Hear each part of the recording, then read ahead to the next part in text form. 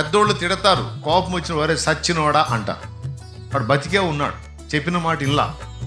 ఒరే సచ్చినోడా ఎక్కడ తెచ్చావు అంట. సచ్చినోడు ఎక్కడ తెచ్చేది ఏంది? నీ ముందే ఉన్నాడు కదా, మీ ఇంట్లోనే ఉన్నాడు కదా. అంటే సచ్చినోడా అంటే ఏం చచ్చినోడు? ఆధ్యాత్మికంగా చచ్చినోడు, మనస్సాక్షి చచ్చినోడు, చెప్పిన మాట వినకుండా వాడిష్టం వచ్చినట్టు ప్రవర్తించేవాడు. అలాంటి కొడుకు తల్లికి కనపడితే ఒరే సచ్చినోడా అంటది. సచ్చినోడా అంటే ఆడు శవమని కాదు, ఆడి మనస్సాక్షి చచ్చింది. తల్లి చెప్పిన మాట వాడు వినట్లేదు. అర్థమైంది? విధేయత చచ్చింది, లోబడటం అనేది చచ్చింది, నేర్చుకోవటం అనేది చచ్చింది, సాత్వికం అనేది చచ్చింది. అందుకని ఈ పదాలన్నీ పెట్టలేక ఒకటే పదవరే సచ్చినోడా అంటే, ఈ సచ్చినోడా అన్న దానిలో చాలా ఉంటాయి అన్నమాట.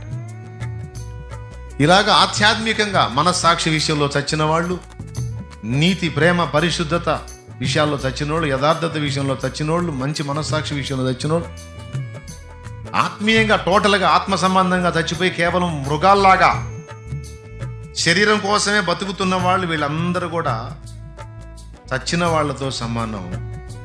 యేసు ప్రభు చచ్చిన వాళ్ళని రియల్గా లేపాడు. ఆధ్యాత్మికంగా ఆత్మీయంగా చచ్చిన వాళ్ళని కూడా ఆయన స్వస్థపరిచాడు. ఆయనే స్వస్థపరచాలి, ఆయనే బతికించాలి, ఆయనే బాగు చేయాలి. అయితే కష్టం. మనందరం ఒకప్పుడు చచ్చిన వారమై ఉన్నాం. ఎఫెసీ పత్రిక ఒక్కసారి బైబిల్ ఉంటే తీయండి. ఎఫెసీ పత్రిక